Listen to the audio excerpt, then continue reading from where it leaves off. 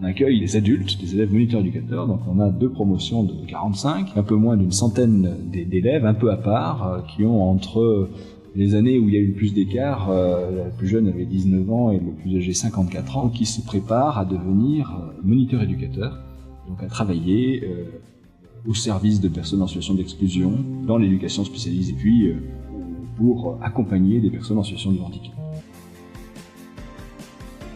La formation de moniteur éducateur, elle est accessible sans obligation du baccalauréat. Donc une formation une fois que le concours est réussi sur 2 années avec 7 mois de stage répartis sur les 2 ans de formation. C'est un boulot où il y a du sens et ça a du sens pour pouvoir épauler ou soutenir certaines personnes qui sont dans le besoin. Il y a un diplôme d'état quand même à la fin. Il y a un partage de plein de savoir-faire de la part des formateurs qui sont très intéressants et très impliqués. Donc la formation s'adresse à des gens qui ont des parcours divers et variés, qui peuvent sortir de formation initiale avec un parcours lycée professionnel, voire lycée général. Je m'appelle Manuela, j'ai 18 ans et je sors d'un bac à SSP.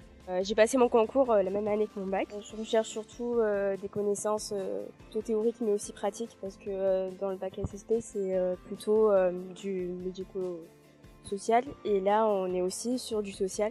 Et c'est quelque chose que j'avais pas vu en fait dans le bac SSP.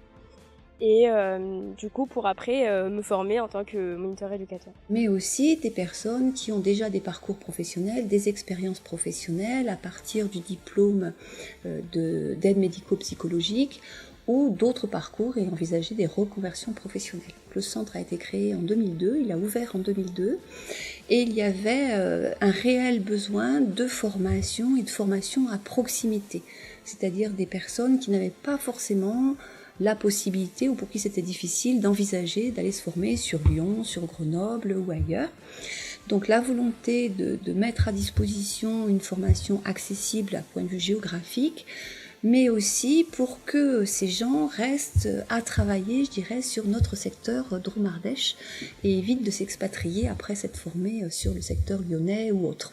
C'est vraiment ma région d'adoption et je suis très très bien ici et du coup je me voyais pas la faire ailleurs et en plus le fait de faire l'école à Privas, ça sous-entend qu'on n'est pas dans une grande ville. Le concours est peut-être un peu plus abordable et la formation est peut-être avec des gens un peu plus du coin en fait. Et les gens du coin, enfin ceux que j'ai rencontrés, c'est des gens exceptionnels et du coup j'ai de la chance d'être ici. Au niveau des formateurs, alors des personnes aussi qui ont des parcours divers et variés, ils ont une expérience de terrain. Et je voulais transmettre tout ça aux futurs travailleurs sociaux, travailler sur les notions d'engagement, d'humanité, de proximité qui je trouve sont très véhiculés ici au CFME. Le point principal du tutorat, c'est d'amener les étudiants à poser une réflexion à devenir de futurs professionnels. Et notre mission principale, c'est de travailler sur le lien entre la formation théorique et les lieux pratiques. Et en même temps, de pouvoir les aider à exprimer tout ce qui est de l'ordre des ressentis, des émotions, avoir une capacité à la fois d'élocution à l'oral parce que bien évidemment on les prépare aussi en vue de l'examen, pouvoir faire du lien mais aussi de mettre du sens à tout ce qu'ils font dans la pratique. Lorsqu'on travaille en équipe, ça nécessite forcément de pouvoir faire des consensus, de travailler en cohérence. Ce qui est une évidence dans notre travail, c'est qu'on ne peut pas travailler seul et qu'on a besoin de pouvoir faire tous ces liens.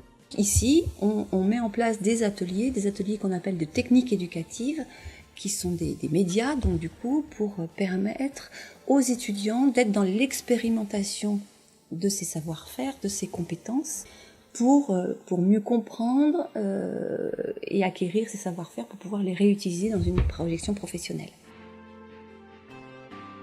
Il y a des débouchés, il y a des évolutions de carrière possibles, quoi. L'Ardèche a souvent été justement une terre d'accueil pour les jeunes dans le cadre de maisons, d'éducation, de choses comme ça. Et c'est vrai que c'est aussi un petit peu ce rôle qu'on joue.